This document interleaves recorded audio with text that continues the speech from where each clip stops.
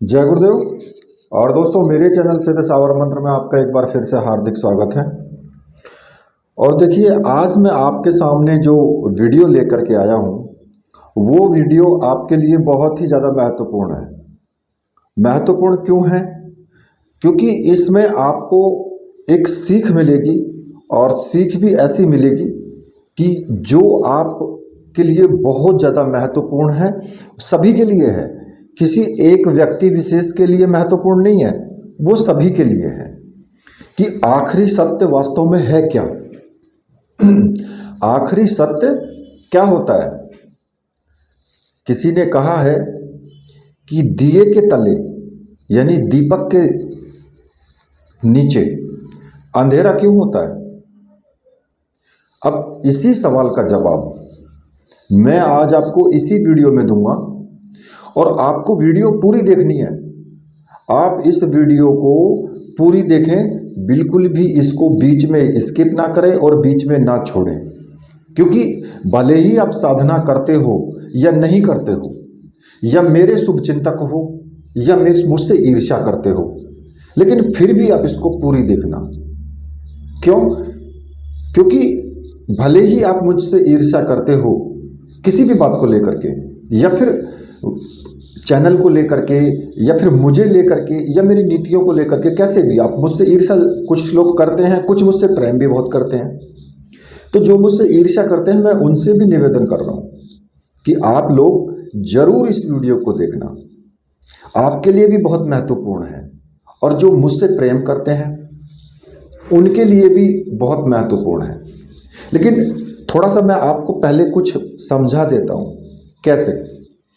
कि देखिए, जब मैं कोई वीडियो डालता हूँ YouTube चैनल पर, जब मैं कोई वीडियो अपलोड करता हूँ तो उस पर कमेंट आते हैं, और कमेंट में कोई ये लिखता है कि गुरुजी मैं स्फटिक माला से जाप कर लूँ, या वीडियो में जो निर्देश दिया गया है कि भाई आपको स्फटिक माला से जाप करना है, तो उसमें मुझसे पूछा जाएगा कि मैं रुद्राक्ष माला से जाप कर सकता हूँ।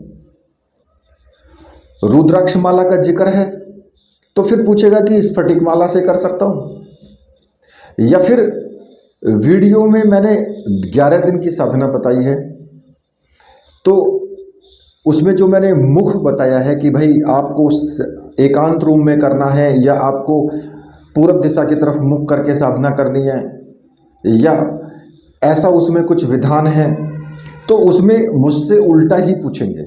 मतलब कि मैं ऐसा कर लूँ जी? तो देखिए, मैं आपको एक क्लियर बात बता देता हूँ कि आप विधि के अंदर जो भी साधना की विधि है, या जो भी उसमें माला से जाप करना लिखा है या मैंने बताया है, उसमें आपको फेर बदल बिल्कुल भी नहीं करना है।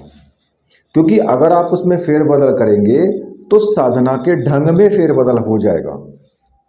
और साधना एक तरीका, एक माध्यम, एक संरचना होती है पूरी उसको सिद्ध करने की, उसको उसी विधि से करना चाहिए। हाँ, इतना जरूर हो सकता है कि आप 21 माला का जाप ना कर पाएं तो आप 11 माला का कर सकते हैं, इतना अंतर हो सकता है। या फिर आप 11 माला का जाप कर रहे हैं तो आप चाहते हैं कि मैं ज़्यादा माला का जाप करूं, आपकी कैपेसिटी ज़्यादा है तो फिर आप ज़्यादा का तो कर सकते हो, इतना फेरबदल हो सकता है। लेकिन आप कहें कि शिव मंत्र का जाप करना है और मैं स्फटिक माला से कर लूं, तो नहीं हो सकता है। या माता लक्ष्मी का जाप करना है जो कि स्फटिक माला से होता है, आप कहें कि मैं रुद्राक्ष माला से कर लूं, तो फिर वो भी गलत है। जो साधना में बताया गया है, जो जिससे होगा वही आपको करना चाहिए। ठीक है? तो इसलिए इस विषय पर जरूर आप ध्यान देना कि भाई आपको जो बताया गया है उसी तरीके से करो, उसको तोड़ मरोड़ करने का प्रयास मत करो। और बेवजह के क्वेश्चन वो भी आप कम करें तो अच्छा रहेगा। क्योंकि अपना दिमाग मत लगाओ। अपना दिमाग जहां आपने लगाया तो समझो कि सब कबाड़ा हो जाएगा। ठीक है? तो इसलिए ज़्यादा उसमें अपना दिमाग लगाने की आवश्यकता नहीं है। जैसा बताया जाता है वैसा करो बस। दूसरा, मैं आज आपको एक चीज़ बताता हूं कि वास्तव में आखिरी सत्य होता क्या है। कि भाई किसी ने कहा कि दीपक के नीचे अंधेरा क्यों होता है। तो अब बात भी सही है कि भाई दीपक जो जहाँ पर जलता है उसके नीचे अंधेरा रहता है, तो अब ऐसा क्यों है। तो देखिए इस विषय में एक मैं आपको कथा सुनाता हूँ, आप उसको ध्यान से सुनना, उसका अर्थ भी मैं आपको बताऊंगा। तो एक समय की बात है, शकरात का नाम तो सबने सुना है। तो शकरात जी अपने शिष्यों को ज्ञान दे रहे थे, ठीक है, और उनकी जो जिज्ञासा थी, जो शिष्यों की जिज्ञासाएं थी, जो वो शिष्य पूछ रहे थे उनसे, उनका वो समाधान भी कर रहे थे, अच्छे से उनको उत्तर दे रहे थे, उनका पूर्ण रूप से उनको समाधान दे रहे थे वो। लेकिन जब वे अपनी बात समाप्त कर चुके, भाई उन्होंने सारा कुछ कर दिया कि समाधान अपने शिष्यों को दे दिया, सब कुछ बातें उनको बता दी और वो अपनी बात समाप्त कर चुके थे, तो उन्होंने अपने शिष्यों से फिर कहा कि अगर किसी के मन में अब भी कोई शंका हो या कोई प्रश्न हो तो वह पूछ सकता है मुझसे। खैर गुरु का कर्तव्य होता है कि भाई अगर कुछ शंकाएं रह गई हैं या कोई और प्रश्न है तो आप मुझसे पूछिए। तो इस बात को सुन करके एक शिष्य जो उनका था, जो उनके पास काफी समय से वो रह रहा था, बहुत टाइम हो गया था उनके पास रहते हुए, और वो अपने आप को बहुत बड़ा ज्ञानी भी समझता था कि भाई तू तेरे अंदर काफ़ी बहुत बड़ा ज्ञान है तेरे अंदर और बहुत तू ज्ञानी है। तो उसने कहा कि गुरुजी आप मुझे ये बताइए कि दीपक के नीचे अंधेरा क्यों होता है। जब सकरात ने जो है इस प्रश्न को सुना तो बहुत ज़्यादा अंदर से दुखी हो गए, बहुत ज़्यादा व्यथित हुए, दुखी हुए, और उन्होंने दुखी मन से कहा कि तुम्हें मेरे पास रहते हुए इतना समय हो गया, लेकिन अभी तक तुम ज्ञान की पहली सीढ़ी पर ही अटके हुए हो। मतलब कि तुम ज्ञान की पहली सीढ़ी पर हो, इतना टाइम, लंबा टाइम तुम्हें मेरे पास रहते हुए हो गया, तो तुम पहली ही सीढ़ी पर अटके हो, अभी तक आगे बढ़े ही नहीं हो। अब इस बात को सुनकर के जो उनका शिष्य था वो भी काफी ज्यादा दुखी हुआ। उसे ऐसी किसी भी जो टिप्पणी थी उसकी कोई भी ऐसी वो गुरुजी की तरफ से अपेक्षा नहीं थी कि भाई गुरुजी ऐसा बोल देंगे, क्योंकि वो तो अपने आप को जो है मतलब बहुत ज्ञानवान समझता था, वो समझता था कि मैं तो बहुत बड़ा ज्ञानी हूं। इससे उनके उसका जो अहम था उसको ठेस पहुंची, जो शिष्य था, शिष्य के अहम को ठेस पहुंची। तो उसने सकरात से कहा कि मैं इतने समय से आपसे ज्ञान अर्जित कर रहा हूं और फिर भी आपने ये क्यों कहा कि मैं अभी तक ज्ञान की पहली सीढ़ी पर अटका हूं। आपके इन शब्दों से मुझे बहुत दुख पहुंचा है। तो सकरात ने पता क्या जवाब दिया। सकरात ने जवाब दिया कि मुझे भी तुम्हारे सवाल से बहुत दुख पहुंचा था। काश कि तुमने पूछा होता कि चांद में चांदनी क्यों होती है, दीपक में इतनी रोशनी क्यों होती है। अगर तुमने ये प्रश्न मुझसे पूछा होता तो मुझे बहुत खुशी होती, लेकिन तुमने मेरे से प्रश्न पूछा कि दीपक के नीचे अंधेरा क्यों होता है। अब ऐसा क्वेश्चन और फिर क्या उसका जवाब है, तो आप इसको ध्यान से सुनिए। तो फिर जो है तुम्हें जीवन के उन अनंत जो रहस्य है ना, उनमें से मैं तुम्हें कुछ मोती चुन करके देता, सुकरात ने बोला, और फिर मैं तुम्हें बताता कि वास्तव में जीवन क्या है, जीवन का अर्थ क्या है। क्योंकि जब तुम किसी की बुराइयों पर ध्यान देते हो ना और उसकी बुराइयों का चिंतन करते हो, तो जाने अनजाने में ही उन बुराइयों के कुछ अंश आप अपने अंदर उतार लेते हो,